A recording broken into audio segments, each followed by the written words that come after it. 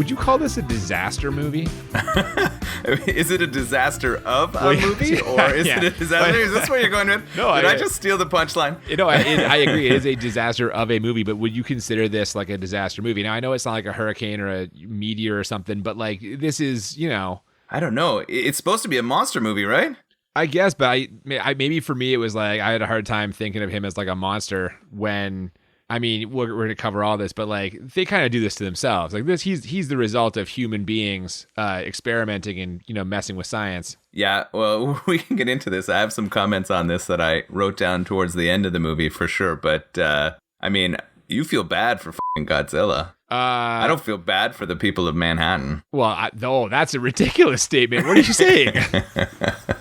Well, I don't know. It was definitely people who brought on all of these things, and I don't know. We'll get into that at the end, I guess. Sounds good. Welcome to Bad Movies and Beer. I'm Cooper. And I'm Nolan. And yes, in case you didn't piece it together from us just talking about it, this week we are talking Godzilla, the 1998 version, starring Matthew Broderick, which is strike 1 and 2 right there, if you ask me.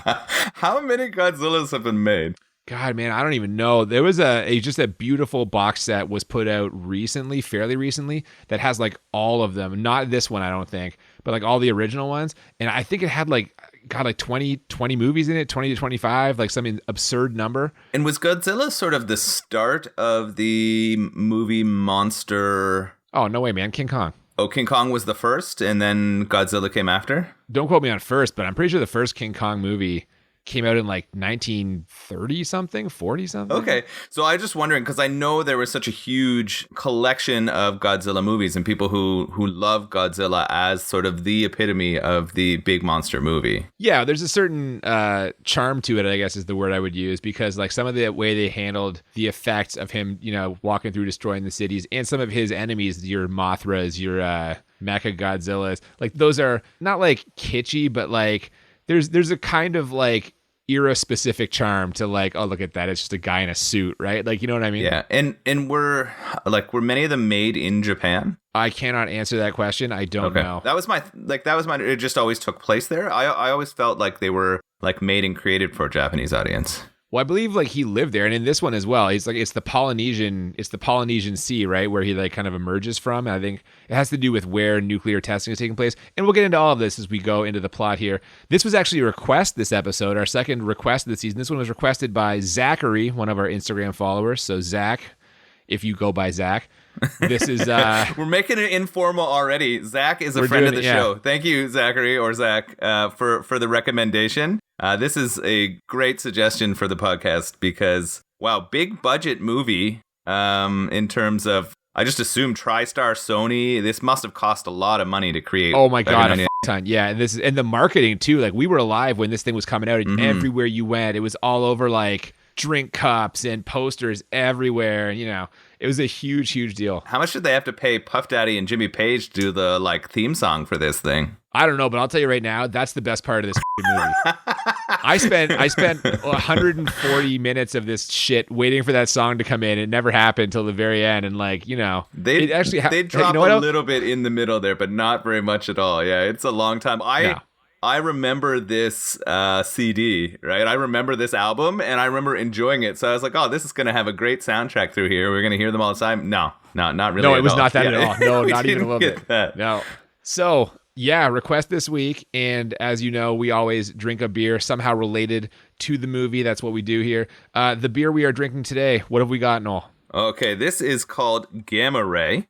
Oh, much like the radioactive rays that birthed Godzilla himself. Yeah, so the gamma rays here are the connection, which is awesome. And this is from Signal Brewery. They're out in a place called Corbyville, Ontario, which is about an hour north of Belleville. I did a little bit of research. And it looks amazing. They have a lot of really cool beers. Signal kind of refers to the like music or radio signal. Yeah, I was going to say their logo appears to be like a radio tower. Yeah, and they have a lot of live band stuff that happens at their brewery. They have a brew pub and a huge patio on a river. It's actually a place I would really like to visit on a road trip. So this might have to go on our list of places we visit when we go visit producer John in Montreal one day after COVID's passed. That's cool, man. I did not know anything about that, and I've never even heard of Corbyville. I assumed like really small town, but you're saying they got like a nice setup there. Yeah, it looks incredible. The pictures online and all the feedback I can read online about this place are awesome. This will be my first beer from them, so excited to try it. So this is an Imperial Coffee Stout, coming in at 9.5%. So these are going to catch up to us pretty quickly. Oh my, but okay. I do really enjoy Imperial Stouts, so I'm looking forward to this one for sure. Wish I had a couple of these while I was watching the movie. Good Lord. I had to watch it in 2 pieces, so yeah, it would have kept me awake through it. I had to go to bed and watch Did you this just jump the gun on the can opening? You just dive in there? Oh, I'm in. Oh, all right. Well, I better join you then. So we open with some grainy ocean footage, along with a map of French Polynesia and some kind of like those radioactivity warnings, like the nuclear signs there. And we've also got some reptiles swimming underwater. There's a countdown, which we have to assume is to a nuclear test. All of a sudden, a massive explosion. And as the dust settles, we zoom in on some eggs. Yeah. So not having a Godzilla background, I'm watching this. The close-ups on the lizards and then the lizard's eyes are hilarious. Like they're trying to get like this lizard perspective. And then I'm like, oh shit, is this going to create Godzilla? And I was like, this is garbage. There's no way a nuclear test is creating this creature. And then of course it does, right? We get those eggs and what hatches from those nuclear radioactive eggs in the French Polynesians here? Well, we're going to find out very soon, but we get an immediate cut. There's a thunder crash, and we are now all of a sudden on like an oil rig or a ship. So it's a canning ship, a ship where they can fish. So we get in here. They're very quick to tell us it's in Asia by showing us sumo wrestling and a guy eating noodles. Yeah.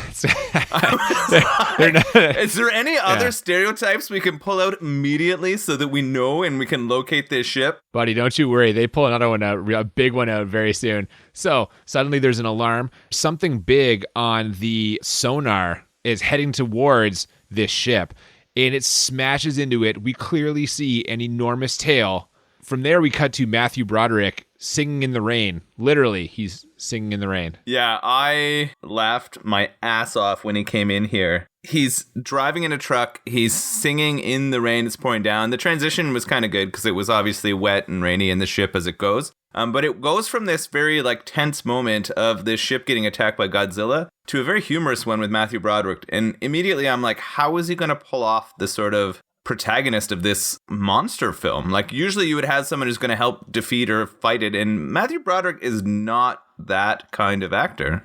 No, he's not. And that, to answer your question, he's not going to be able to do this. This is wild miscasting just immediately off the hop here. Like, I don't know if they're going for an everyman thing, but it's just not working for me, like almost immediately. Yeah, and he brings a lot of levity throughout, but he makes it kind of clownish rather than serious as a monster movie in many spots. And I mean, it probably made me laugh more, but I don't think I was supposed to, right? Like wasn't what they were going for. Maybe it was. Like, why do you put him in that role? I don't know, but I recall seeing the casting and sort of being like, wait, he's the main guy? Like, I thought he was going to be there as kind of like affable sidekick, like, you know, second lead, scientist in the background, making the occasional joke. No, he's the main guy. Yep, no, he's definitely the main character of this movie. They doubled down on the science, I guess, what they're hoping for. They're hoping that they can sort of convince everyone that the worm biologist is the best person to take on Godzilla. Yeah, I suppose. Nico Tatopoulos is the name, although they will constantly be pronouncing that wrong throughout the movie. Yeah, it's they Tatopoulos, isn't it? Takopoulos? Now you're doing it. Now you're a part of the skit. No, I was shaking my head because I thought it was so ridiculous that they kept making fun of his Greek name because they couldn't figure it out. Like, they reached for a lot of low-hanging fruit as humor in this movie for sure as we go through. God, that's a great way of putting it. Low-hanging fruit is 100% what they're going for here. Anyway, he is setting up some of his equipment when all of a sudden a helicopter shows up and out steps some members of the U.S. State Department. Turns out he is being reassigned, and this sounds kind of ominous. Speaking of ominous things, we meet a mysterious character who is French, played by Jean Reno, because if you need a French actor, he's kind of the only one that Hollywood ever uses. So, is he the guy from The Professional? Oh, yeah, he's Leon the Professional. Yeah, okay, that's what so that was where I just called him The Professional throughout the movie, because that's where I remembered him from. But this part was really weird to me. In the credits, we do hear that nuclear countdown happening in French, and it is the French Polynesian Islands where it's happening. So you get an idea that like there is something connected to that, but this whole idea that he is leading a like team of French Secret Service people here is really baffling to me. I don't understand the whole reason behind him being included. He's not alone, though. He is with the only survivor from the ship being destroyed. It is kind of an older gentleman who is Asian. And when he asked the guy what he saw, we get a nice zoom in on the face, and he says, Godzilla. So apparently they decided to stick with the classic pronunciation. Speaking of your stereotypes there, Noel. Yeah, and he says it 3 times. Go on, man. I saw this, and I thought of you in 2 ways. I wondered if you were going to give it a +1 because you dropped the title of the movie, or whether you were going to take one away for the classic Asian racism. It was an emotional roller coaster. That's what it made me think of when I saw this. And he wouldn't say anything until our French character here, he takes a lighter and kind of hypnotizes him with it. It's weird. Like, that's how he gets out what he had seen. It was a strange connection here, but we know what he's seen. We have officially learned that Godzilla is here. There you go. And from there, we go back to Matthew Broderick, who is very unhappy that he's being pulled away from his project. As you mentioned, he is a worm biologist. He's studying nuclear fallout on worms. And apparently, they're 17% larger than they used to be, or as he calls it, enormous. When he was there in Chernobyl studying those worms, they were large when they were wriggling around. You're like, oh, man, he's onto something here. But when he arrives on this island and they haven't really explained to him what he's doing yet, what happens? Well, I was going to say, if he thinks those worms are enormous, he is in for a surprise, because as he is walking and talking with this military personnel, it's a colonel, he realizes that he's actually standing inside of a giant footprint, which we have to assume is the footprint of Godzilla. And with his mind blown, he now meets his new boss. She's a paleontologist, and they watch some footage from this movie. It's the same close-up of the old man telling Jean Reno what he saw, which I guess Jean Reno, they were videotaping him? I thought that was just a scene that was just happening. I didn't realize they were videotaping him. Yeah, it's really strange. And I mean, we're just getting into this part of the plot, but I thought the purpose of Jean Reno's character was to kind of hide or hush up Godzilla, like not let people know that the French government or the French nuclear tests had f***ed up and created a giant lizard monster. Oh my God, yeah, 100%. He's there to cover it up. So why would they just voluntarily, if he was videotaping, why would he voluntarily give this footage up? Yeah, I don't understand that. It was weird that there was a paleontologist who was leading this sort of, I guess Godzilla's kind of like a dinosaur, so they chose a paleontologist to lead the sort of study of it. Well, we find out later this is her theory. Her theory is that he is some sort of dinosaur who has survived just undetected since, the Paleolithic era, whichever one she says. Yeah, and it's kind of strange, and her character's weird right away because she dismisses him and says he's not going to be useful, and then she looks at him and kind of gives him like a raised eyebrow, like, oh, you're cute. They're teasing us with some sort of relationship tension here that never really comes to anything. Well, and later she even mentions it to him. She even compliments him on his appearance, and it's such a strange, like, if we have a strong female leading scientist, like, why is it immediately that her, like, focuses on how cute this guy is and not at all what he brings to the table in terms of his scientific knowledge? Maybe she's trying to convince us that he's the right leading man for this movie. Well, I think they are. Oh, I think you're handsome. right. Okay, yeah. I think they're writing that in there, telling us that this is why he is. Maybe, but he's not interested because he's got eyes for someone else. We cut to, it turns out this is his ex. Her name is Audrey in New York City. We saw her in some photos earlier that Matthew Broderick had with him. She is a research assistant for an extremely smarmy news anchor played by Harry Shearer. And this is the one piece of casting where I'm like, they fucking nailed this. Harry Shearer plays this dude so great, just greasy and slimy. And it's a fantastic portrayal, in my opinion. Yeah, he nails the part of a super sleazy, do anything for the story news reporter, especially a male reporter who subjugates women underneath him and asks for sexual favors for promotion and those kind of things. Oh my God, yeah, that happens right away. She wants a promotion, and he's essentially like, sleep with me. We've come a long way as a society. That would not fly these days. No, thankfully. Yeah, as you mentioned, Matthew Broderick's new boss is just putting a full court press on him. We go back to a little bit of that. And he's kind of not sure how to react. They survey the remains of the ship, and Jean Reno is there. And when someone kind of asks what he's doing there, who he is, he says he's in insurance, which I guess is, again, just cover. Seems like an odd choice. Yeah, it's strange. They're really building in that sort of second set of people who are really interested in what happens with this Godzilla creature. What I didn't really understand is they're building in that, but they only have the Americans and the French? Like, is it possible that none of the other countries in the world or anyone else knew about this? Like, how is this being kept secret? I don't know. Again, the French playing such a prominent role is so strange to me. I get it. They're in French Polynesia, but like, when have the French ever played a prominent role in anything? I mean, it's been a while, right? It is really strange. I don't know why that choice, and we kind of get a sense like this wouldn't make any sense today in like our current connective internet world. But because it's, I guess, supposed to be taking place in 1998, there was internet then, but the same kind of social media connections weren't quite there yet. So news didn't travel nearly as fast. They even make a mention of a place being connected to the internet. Like that was novel in the movie. So it was kind of funny. Big deal, yeah. Speaking of ships, because there's in the ship here, we see 3 fishing boats that are having some trouble. They're inexplicably slowing down, almost like they're caught on something. And they're definitely caught on something. Guess what they're caught on? Godzilla. Yeah, so they're trolling. The 3 of them have these huge nets. They're one huge net that the 3 are pulling simultaneously, and it's not looking good for these ships. They stop and then they try to cut free, but unfortunately they get yanked right under that water by Godzilla.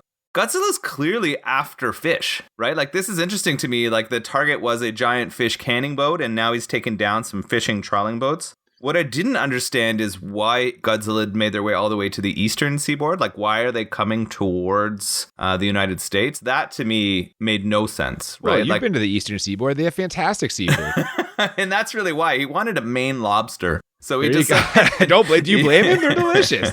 But I was kind of like, well, this is why is it making its way there? And obviously it's because they wanted to have Godzilla in New York City because it was going to be kind of an epic setting piece. But to me, there wasn't enough of an explanation. This was sort of like Jaws the Revenge to me. Like, this was like, we know in Jaws the Revenge, at least Jaws was like hunting a family, and it found them through that water somehow miraculously. Hang on. At least, I was going to say, you're using that as an at least? That movie is horrible. I know, I agree. It's a piece of shit movie, but at least they gave some hint of explanation of why he was traveling in there. We got nothing on why Godzilla left the Polynesians and came to America, unless it's for the fabulous fish, as you say. The problem is, as you mentioned, he's getting close to America. They're freaking out because he's 200 miles from the eastern seaboard, and this is what's drawn at least the Americans in and kind of incited this panic. Now, as I mentioned, Dr. Elsie Chapman thinks this is a giant prehistoric reptile that they previously thought was extinct, but Matthew Broderick has a different theory.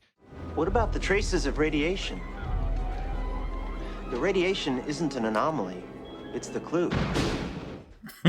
He figures this out super fucking fast, right? Like, it's amazing how quickly he figures it out. And I know they grabbed him because he was studying the effects of radiation on worms, and that kind of makes sense. But it's for him, they have like a little science table he's working at, and he figures this out using a piece of flesh from Godzilla that he had found on the ship. The canning should be taken down, and he analyzes that and immediately knows that this was radiation that caused this mutation, and we have a big fucking mutant lizard. We've also got a big fucking romantic interest because from there we cut to a quick scene of Audrey complaining to her friends about her boss, and her friends tell her that she's too soft for the world of TV journalism. She's arguing back at them, and then she sees Matthew Broderick on TV, and this is where we get a little bit of their backstory. Turns out they were college sweethearts. Yeah. And, maybe the relationship ended when neither one of them totally wanted it to. In my notes, I wrote down, they're getting back together before the end of this movie. Oh, 100%. It's a slam dunk. So paint by numbers. You're just like, ugh. Her character was frustrating. Pretty two-dimensional, too, I feel. I don't think there was a lot to her. Really two-dimensional. They're just like, we need a love interest. Let's put this in. Make them college sweethearts. Yeah. From there, we go to an old fisherman down by the docks. Yeah, this is funny. This is kind of funny. Some bums are teasing him that he's never going to catch anything in the East River, but he shows them he gets a bite, a huge one. He loses his rod and then loses his life as Godzilla rises from the ocean, destroying the dock. It steps out onto land and starts dropping boats from the sky. We are just right into this now. So the scene of him running away as Godzilla's coming out from the water is pretty funny. It's sort of, he's running down the dock as fast as he can, and the boards behind him are exploding. And yeah, but it's these little tiny old man steps. I know, but I almost felt like he survived. Like, I felt like he got to the end before Godzilla, emerged. Godzilla then does go after the fish market, or the fishmongers down on the edge of the sort of New York sea line there, right? That's its first intent again, clearly gathering fish for some reason. It's a feeding frenzy. After much destruction, Godzilla has the nerve to interrupt a press conference by Mayor Ebert, which, what the this was... I remember at the time, this was like one of the most criticized things about the movie. This is ridiculous. They make the mayor a Roger Ebert lookalike named Mayor Ebert. Yeah. That's fair. And is that just supposed to like be a poke fun at Roger Ebert? Like, why would they have done that? They also make him absurdly incompetent. They do. This was a shot at the critics. I think the director knew this is going to be savage, and I guess maybe he'd had some bad experiences before with Roger Ebert, or possibly Siskel and Ebert, because we also see his assistant there is basically Gene Siskel. That's hilarious. I didn't pick up on that. Until you said that, I didn't realize. No, I didn't pick up on the mayor and his assistant being Siskel and Ebert. That's funny. I guess I didn't pay attention to their names. I did focus on them being incompetent, and now that you say it, they looked remarkably like the two of them. Oh yeah, for sure, man. From there we get a famous shot of it kind of like walking down the street, people fleeing. It drops another boat. Where was it hiding that one? I kind of wondered to myself, like, how did that fall out earlier? It was stuck in its teeth. At this time, I looked at the clock of the movie. It took Godzilla like 25 minutes only to get to New York. I was like, holy shit, this movie's going to be over fast. God, if only they'd kept that pace up. From there, we get a little comedy as it walks past the news station right as Harry Shearer is complaining about not having a good lead story. He misses the creature walking by because he kind of turns his head at like just the wrong moment. Then there's a close call for one of Audrey's friends. He's a cameraman played by Hank Azaria from The Simpsons. Mm-hmm. He runs out of a diner to try and get a shot of Godzilla, and Godzilla's foot comes down. It's going to smash him, but he luckily ends up directly in the space between its toes and survives, which is like, that was kind of a cool shot, I felt.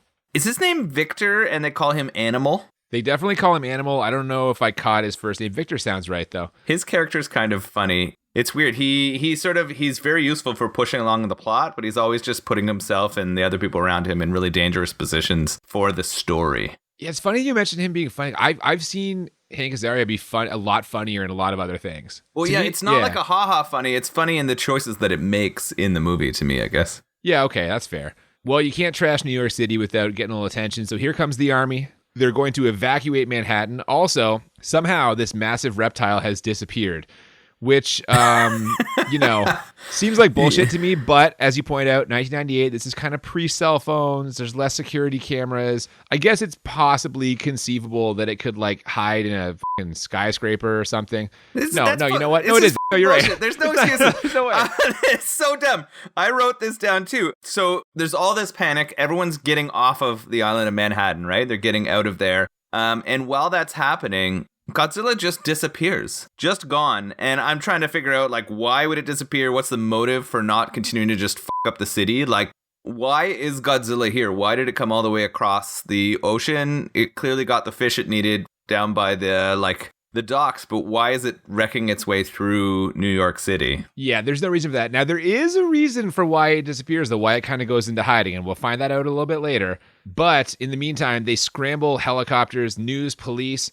Mayor Ebert, whose right-hand man, Gene, again, clearly meant to be Gene Siskel, gives him a hard time about not laying off the sweets, so now we're making fat jokes. This is just, like, such an unnecessary shot. And I'm not a big Ebert guy, but, like, this is just blatant. That's weird. Yeah, when they land, he has some quick comments for some investors, which includes Jean Reno for some reason. He's there. Did you see what Jean Reno did when he went and talked to the mayor, though? Put a little something on him, didn't he? He bugged him. Yeah. Right? So the reason he popped in there is because he knew the mayor was going to be in some of those conversations that were talking about where it was moving and get some inside information. So he threw a bug on him so that he could listen in on those conversations. But we still don't know why at this point. We don't know who he is. Oh, yeah. Exactly. We still don't know what he is doing there. Yeah. We will find out more in a minute. But first, we see Audrey has stolen her boss's press credentials and is going to use them to sneak into the command center, which I can't imagine why they're letting any press into the command center. That seems like a wild violation of military protocol.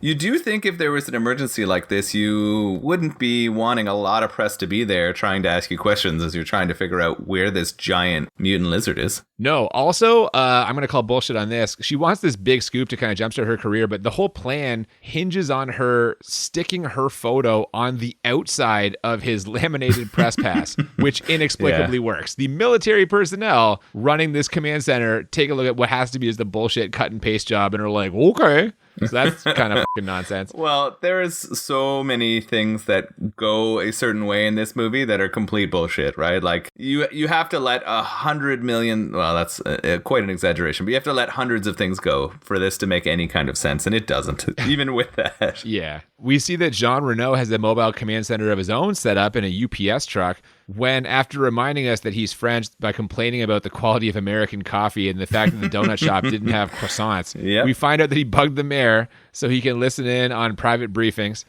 In one of those briefings, we learned that they still have no idea where Godzilla is, and that, in fact, he's been using the tunnels underground, which means he could escape the island. So he's hanging out in the subways, I guess, right? Like he's underground? Well, they said tunnels, so I guess it must be subway tunnels, but I feel like he's far too big to just walk through. Like, he's bigger than a subway car. Yeah, I don't know. I guess so. I think there are other tunnels that lead underground to places or under the water even to get from place to place. So yeah, so now they're worried they need to block it up, right? They don't want him to be able to escape those tunnels. Yeah, that's the idea. Now, Matthew Broderick says they need to stop thinking of him as an enemy. Okay, he's an animal and they need to draw him out. He starts his speech by saying, "When I had to catch earthworms," so he's losing credibility in that room real fast. Very quickly, yeah, yes. But his point is they've got to figure out what he needs. What Jean Reno needs is a decent cup of coffee. Again, we find this out is the next time we see him, he is again complaining about what these Americans pass off as coffee. You said this was French roast. Ah oui, regardez. God damn, this is just... You don't Yeah, talk about stereotypes. Come on. It said French roast. Yeah, there's some of the jokes in here are just really, really poor. I think that's the point where Broderick figures out that we can lure him out with some food, right? With some fish. We're going to get this big pile of fish going, and we know we can get him out. And we're about to break into the glorious military music sequence and montage almost. Oh, there you go. So you must have perked up montage, right here. Nearest montage. I did. This woke me up for a mere 1 minute. Yeah, the plan is we're going to dump a bunch of fish on the streets, see if he's hungry.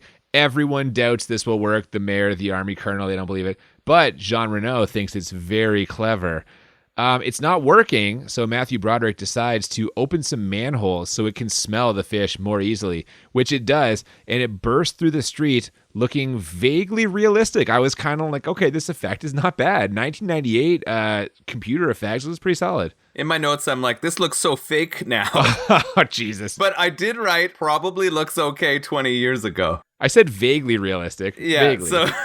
Yeah. Oh, man. It was interesting, right? Because it does kind of look like a cool Godzilla. It looks better than certainly the sort of old monster movie style Godzillas we had. Yeah, where it's a guy in a suit, right? Like, yeah, it's way better than that, but it's clear that this is early computer animation, right? And we've just come so far since 1998 that I think people would just have gotten so much better at it. Yeah. What I thought was weird about this scene is it popped out and it almost like kind of like makes eye contact with Matthew Broderick, and it seems cool with him. Like, oh yeah, man.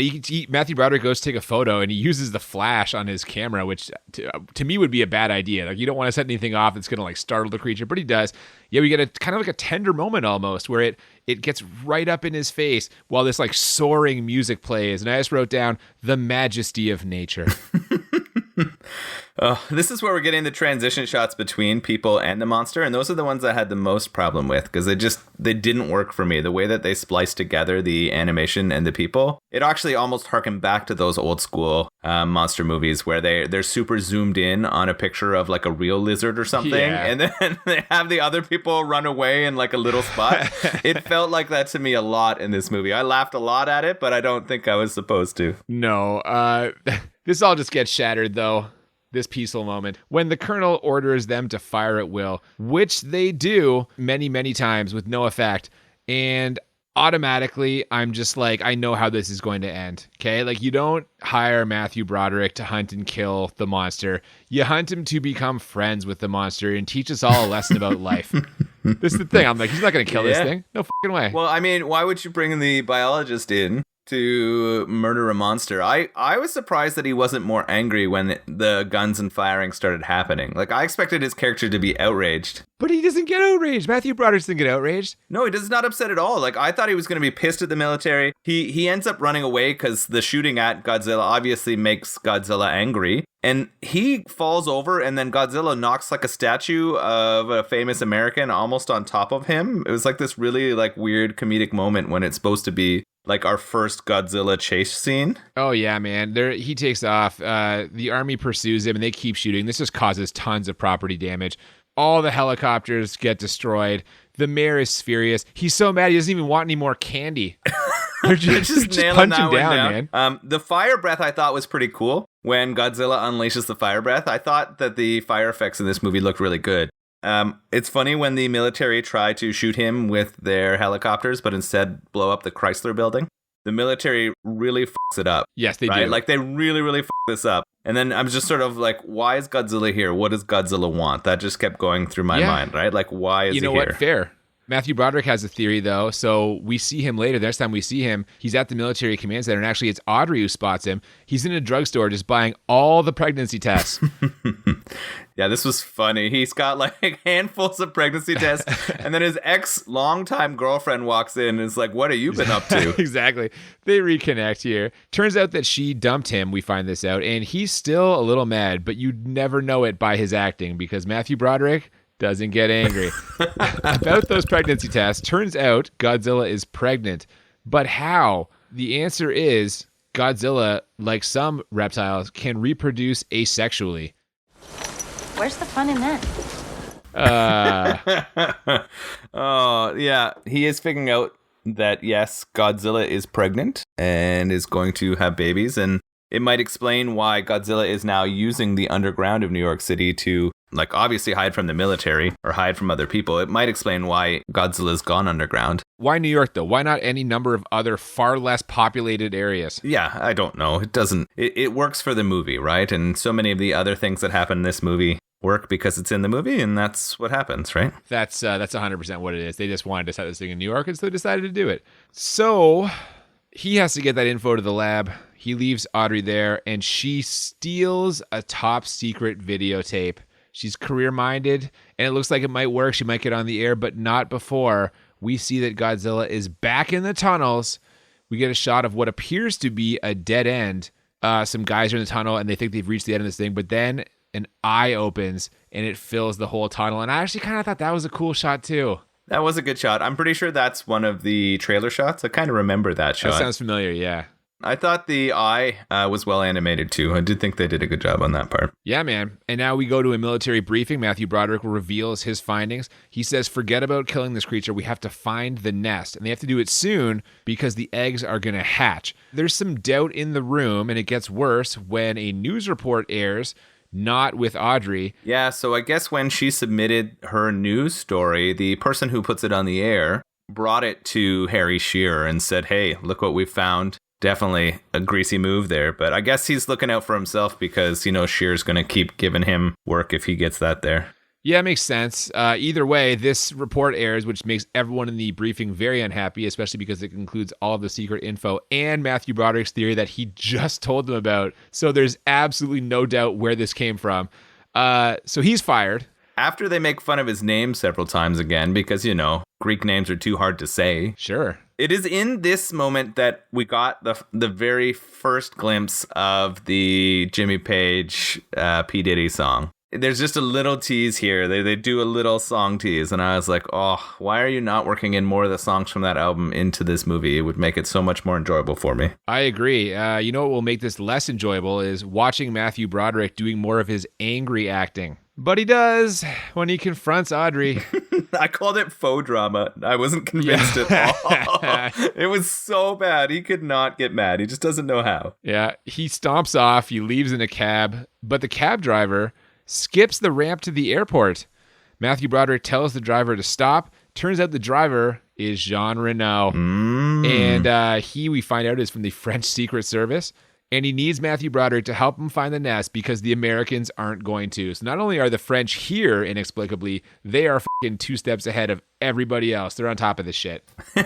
But how did they up so bad to let Godzilla get to North America? They don't have anything other than like a 6-man crew trying to hide the fact that they have created Godzilla. I'm just so confused what's happening with this group of French Secret Service agents. If France really cared about it, I'm sure they have the resources to do a whole lot more. I can tell you right now, man, that French Secret Service thing, it's not going to get less confusing as we move through this movie. It's just going to get more confusing. Yeah. We get more backstory now. He mentions he's there to help clean up the mess that his country made with all those nuclear tests. Ask Matthew Broderick if he's in, and Matthew Broderick's quote is, Yeah, I'm in. Always wanted to join the French Foreign Legion. And at this point, we find out that Hank Azaria's cameraman has tailed him, somehow heard the plan despite the warehouse full of spies who would, you'd think it'd be looking for something like that. How did this cameraman climb up the side of the Secret Service's hiding spot, the French Secret Service hiding spot, and follow? And I don't know, he has really good hearing, or those windows are really, really poor. I'm not sure. The security in this movie is just fucking atrocious. but everyone's military. He's just letting anybody in. It's at this point that I'm looking at the clock and I'm like, there's still over an hour left in this movie. Are you kidding me? Like, it's rough right now. Things are not moving fast enough. Godzilla got here really quick, and this shit should have been resolved by now, pretty much. Like, I was like, this movie should be over. How do we have an hour left? Oh, I know, man. It just keeps coming. Turns out they're going to have to sneak back into New York because it's been sealed off, and sneak back in to try and find this nest. Hank Azaria's cameraman tells Audrey now she's going to sneak back in too. We got simultaneous adventures. Yeah, they do. So she sneaks in with Hank Azaria through the back streets, which he has knowledge of as a real New Yorker. And Matthew Broderick and the French get in by chewing some gum when they meet the American security guys. It makes them look more American, you see. Yeah, chewing gum and dropping Elvis Presley quotes is how he gets his way by the military checkpoint. I mean, to be fair, this was pre 9/11, so. Is that a 9/11 joke? People were more trusting. I don't know. It's before. Like, that's all. Anyway, let's find the nest. We're all going back into the city.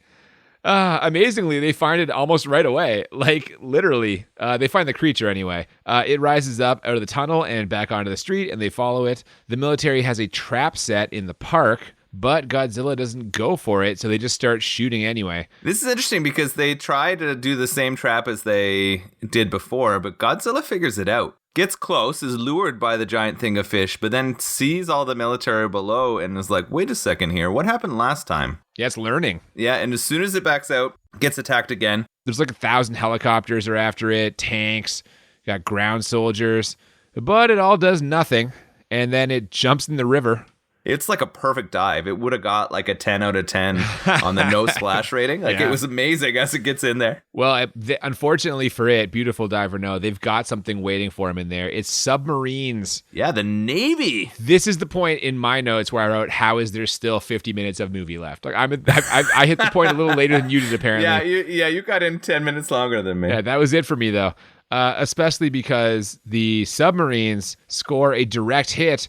There's much celebrating as the lifeless body of Godzilla floats up to the surface. So I'm like, oh, it's dead. So I'm like, now I was really confused. How is there still an hour of this movie left? You do see this weird shot of Godzilla kind of rolling in the water and then sinking down. And you're like, there's no way Godzilla's dead. But of course, the military's celebrating as if he is. And we do have 50 minutes left. And I'm like, I hope this just ends and they have really long credits. Yeah, no, that is not the case. We're not so lucky. Godzilla is actually dead, I guess. Also dead, Madison Square Garden. Yes, the most famous sports arena in the world has pretty much been destroyed except for a big cavernous opening at the top of the building. And so all of our characters climb up to the nest. That's where it is in MSG. There's way more eggs than Matthew Broderick was expecting, like hundreds. And Matthew Broderick and the crew are going to blow it up. But there's a problem. There's not enough explosives. And also a problem, the eggs start hatching.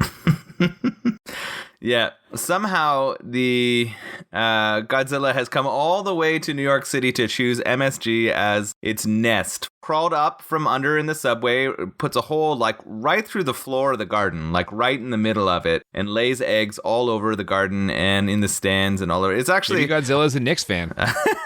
That's so weird, right? Like, I don't know why they chose it, but I did think it was, I thought it was an interesting place for it to do it. Clearly, they're trying to plan cool scene sequences. I feel like they just wrote the script for cool places to do shots. What if the nest is Madison Square Garden? Yeah. And I think that's just what they did, right? I mean, it was kind of cool, though. Like, in their defense, I'm like, oh, it's kind of cool. Like, better that than somewhere else. Yeah. Like, this sequence here where the babies start hatching, and as they pop up, this starts to feel very much like a Jurassic Park inspired sequence. Yeah, that or like Aliens, when like, you know, all the alien things. But either way, So Matthew Broderick's found this, Jean Reno's found this. Audrey and Hank Azaria have also found this. And as these eggs start hatching, Hank Azaria's got his camera. He starts getting some shots. But then the baby Godzillas start attacking. We get a chase scene as they try to escape the garden. Not everyone makes it. A couple of the French guys bite it, or it bites them. Huh?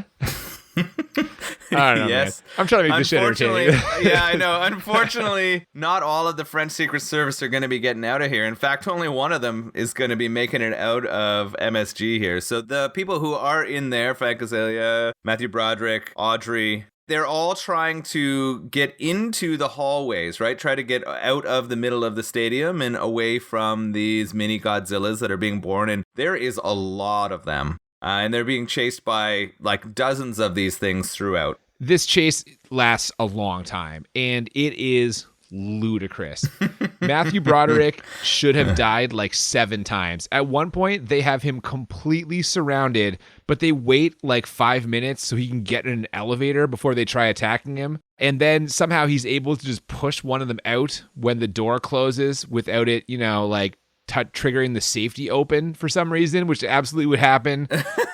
Yeah, the elevator scene was absurd to me. He gets in just before one sticks its head through, and somehow he superhero kind of like kicks it on the top of the head and pushes it out so that the door closes. That's such bullshit. These things can smash through doors. We've seen them smash through, but they can't stop the awesome fucking leg strength of Matthew Broderick. He's been exercising those legs a lot. Like, clearly that's what's happening here. There's some real bad comedy here in the elevator scene. Let's not leave the elevator scene yet. Yes, okay. The door opens up, right? And it's like a bunch of the fucking baby Godzillas, and he's like, wrong floor, and then fucking closes the thing. So why such a fucking groaner? Well, and of course on that floor, the baby Godzillas have somehow gotten into the popcorn. Like, a couple of the times they have the baby Godzillas firing popcorn everywhere. I'm just like, what the f? Yes, like we're in fucking Gremlins now. This movie is a weird like mishmash of all these other better movies. I had a hard time getting invested in all of this because, like, you know what else you don't hire Matthew Broderick to do in your movie? You don't hire him to die. I'm like, he's not going to fucking die. There's no chance. Yeah, it's true. You knew that he was safe. In fact, you kind of knew that all 4 of them were making it out of here. Like, you knew ahead of time that all these no-name French Secret Service actors were going to be the fodder. Like, of course they needed to kill someone, and they had various deaths of them, but you knew the 4 main actors were making it out of there alive. Well, you know, they try and build some tension because the 4 of them are basically trapped now, and they can't reach the outside world. However, luckily, after Audrey and Hank Azaria fall through the ceiling, they tip them off to the closed-circuit broadcast equipment they use for New York Rangers games. So they're going to go live and kind of announce what's happening to the world, and they do, but it's a very harrowing message. They let them know that 200 eggs have hatched. Not only that, but these Godzilla babies were apparently born pregnant. So those 200 could turn to 40,000 in a year, and then they would be the dominant species. So basically, the army needs to blow up Madison Square Garden right now. So they're toast, right? Except Jean Reno can do anything. Yeah, this is hilarious. So they're asking for them to blow it up, even with them inside, right? They go live and they know that this is a possibility. And then they receive this message back through the sort of teleprompter that their message has been received and they have 6 minutes. And who's the one who can get them out of there? It's got to be Jean Reno. Oh, yeah. The professional. Yeah, the professional. He rappels down from the balcony and invites them along. One of them says, "Where did you find this guy?" He's from France. I wrote down here Matthew Broderick as action comedy star is just killing me. It's like, real it was bad. At this point, I was just struggling so hard. So they start running, and thanks to a bunch of those baby Godzillas slipping on some gumballs, they make it to the doors. Yeah. But the doors are blocked by about 50 more of these babies. So luckily, there are 3 chandeliers hanging above, which Jean Reno shoots, causing the babies to back away when they fall. Not far enough away that they couldn't easily eat them as they go by, but whatever. They're so close, they could just snatch any one of them. So many near-death scenes for our main people that they all should have died 100 times, and I wish they had have. Yeah. If they had just blown the whole thing up with them in it to save everything, I would have been like, okay, good. And then we just transition to other main protagonists, or guess what? The movie ends there, and we all celebrate. I think we all would have celebrated this movie ended about a half hour earlier. Anyway, they get out just as some army pilots blow up Madison Square Garden. And from there, we get a quick reconciliation between Matthew Broderick and Audrey. Jean Reno could use a coffee, and it looks like we're done, in my opinion. Thought this movie was finished. Yeah. But no, it's not done. Nope. It looks like it's the ending, and I'm happy they're about to wrap up. But this is where I hit the pause button and see there's still 30 minutes left. Yeah. So what's going to happen now? Godzilla, not dead after all, rises from the wreckage of Madison Square Garden. So I guess the army didn't bother to confirm the kill. This army, what kind of fucking chicken shit outfit are they running? They seem incredibly incompetent the entire time. It's been awful. So Godzilla's back, and somehow Godzilla worked their way all the way to the nest just in time for it to get exploded and all of its babies to die. Well, Godzilla is a fucking pissed mommy dada. Definitely, man. Shahi is angry, and now we get more running. They're running, and Audrey falls down. Matthew Broderick saves her. Jean Reno jumpstarts a taxi.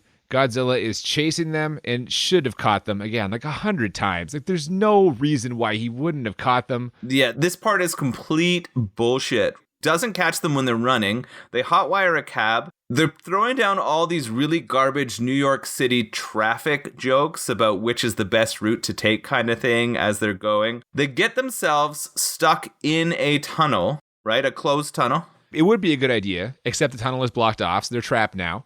And the military has finally realized this creature is still alive, which you'd think would be the first fucking thing they'd figure out if they try and blew it up. But whatever.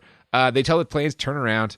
They're trapped in this tunnel, but they get out by blinding Godzilla with the high beams. What the is this? This is the worst moment for unbelievability for me in the entire thing. Oh, I disagree. Right? That's going to come in about 2 minutes. In my opinion. All right. So we'll get there in a second. This for me was driving me crazy because there's no way Godzilla, they drive right at it and then use high beams to get by. Also, as a part of this, while they were driving away, they kind of passed a military convoy. And what they did was they took the tag from their cab, ripped it off, and threw it at the military guy so that he would figure out exactly what cab they were and figure out the unique call signal for that cab and contact them on the walkie-talkie. Based on what that military guy had done in the entire movie, there is not a chance he would have figured that out. Not even close. They made him seem incompetent the entire movie, and then all of a sudden he has this flash of genius where he's like, I know why he threw this at me. And then he tells them that Matthew Broderick needs to lead Godzilla somewhere so that they can attack him with their planes. And Matthew's like, I got this, the Brooklyn Bridge. This is the new plan. They're going to lure him to the Brooklyn Bridge. It seems like maybe it isn't actually following them, but then it pops up in front of them, and they basically drive into its mouth. But wait, there's more. This is where this gets ridiculous. Okay, so yeah. For some reason, it doesn't swallow them. And despite being several hundred feet in the air, there's a live wire just attached to this section of pavement that Matthew Broderick is able to grab and jam into Godzilla's gums, which causes it to open its mouth in pain, and they drive out of its mouth. This is the most absurd, unrealistic part of this whole movie. For fuck's sakes, this is insane. I absolutely agree. This may be one of the worst moments in all of the movies we have ever watched together. It is insane that none of them even get hurt, that Matthew Broderick is able to grab a live wire and use it to free them. They don't fall to their death out of the mouth. None of it makes sense. They would have died when the car crashed back down to the pavement. All of this is such horseshit. Yeah. But now that they're free, they get it to the bridge. And because the Brooklyn Bridge is a suspension bridge, is that right? It definitely is. So in my notes right here, I'm like, oh my God, they're going to trash the bridge. And I was like, the horror, no, please don't destroy this bridge. It's beautiful. love bridges. I was so upset. I was like, this was the most horrifying moment in this entire monster movie for me. Of course, they're driving across the suspension bridge, and the weight of Godzilla on it is starting to pop both the ground floor and many of the wires that are suspending it. Yeah, but it does get tangled up in that bridge, and this allows the army to shoot it and finally kill it. I'm not sure how. Shooting it has not affected any time before, but now they shoot it enough times that apparently it dies. They must do a couple flybys before they take down Godzilla, right? Like, it takes a while before they take it down. He falls, and of course his face lands exactly on the cab that they were in and had just escaped from. You're just like, there's so many, oh my, why would you even do this, right? The plausibility level of this movie is negative 100 million. Like, it's so bad. I don't even understand how they've done big this. numbers around, man. Yeah, I'm just throwing numbers out now because it's so bullshit. Yeah. But since it lands right there, Matthew Broderick is able to stare deep into its eyes as the last flicker of light goes out.